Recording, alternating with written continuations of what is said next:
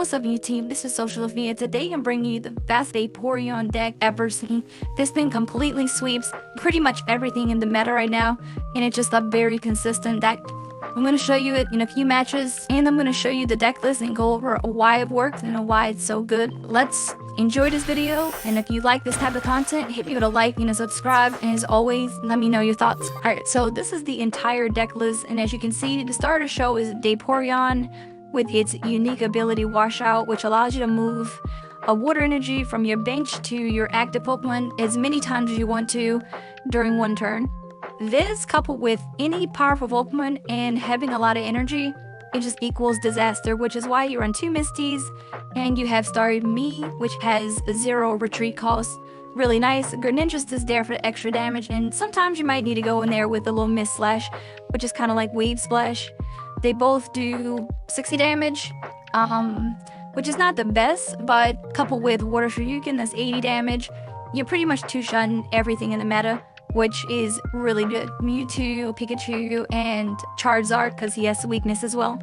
Now, let's go over the cards individually so we can see how they are stacking up. So, the starter showed is so good because, one, this is the most beautiful artwork I think I've ever seen on a card. Vaporeon is one of my favorite Pokemon, which is why I had to get 2 full arts for this guy, and he looks amazing. It's just very majestic. You can see all the cards in there. The 2 retreat calls is actually a good thing because you can swap out one of the XPs for Leaf. I don't have her yet, so I didn't do it, but I think I'm gonna end up running 1 Leaf and 1 XP.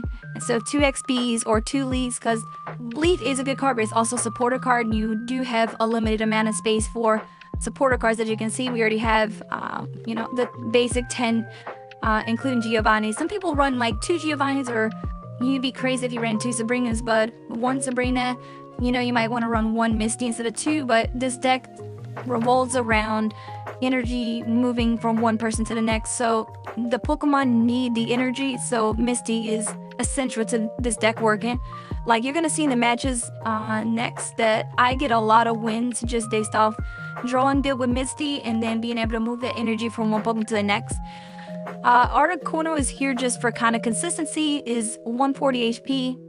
He's a great tank for the team, as well as having Blizzard, which does 80 damage and intent to all the bench Pokemon. You really need this guy to be drawn as your first Pokemon or your bench Pokemon, so you can switch it to the first Pokemon.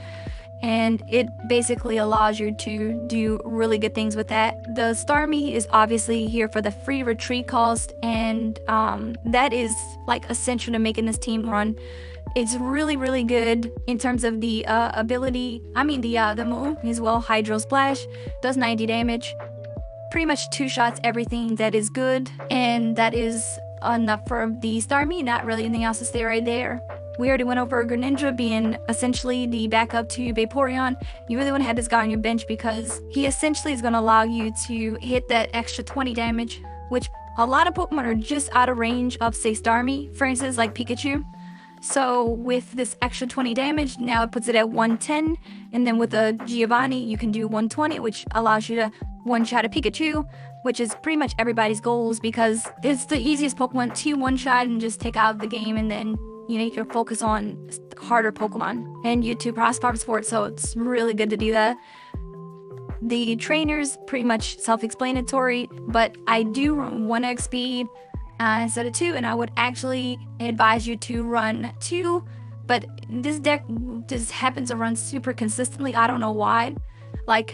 It just runs amazing because I'm not even exaggerating when I say this deck went 5-0, and now my current record is still 7-2 with this deck. So if you want a winning deck, then try this deck out. It's really consistent. Alright, let's get into some matches, and then you can see exactly why this deck shines.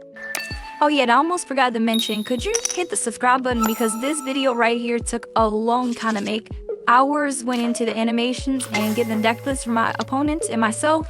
So please hit that subscribe button. Alright, let's get into the match. And this one was interesting because this guy is running an Alakazam deck, which I don't think I've seen in a long time. Alakazam is really broken. I'm gonna make my deck list for this guy and show you how to actually use him.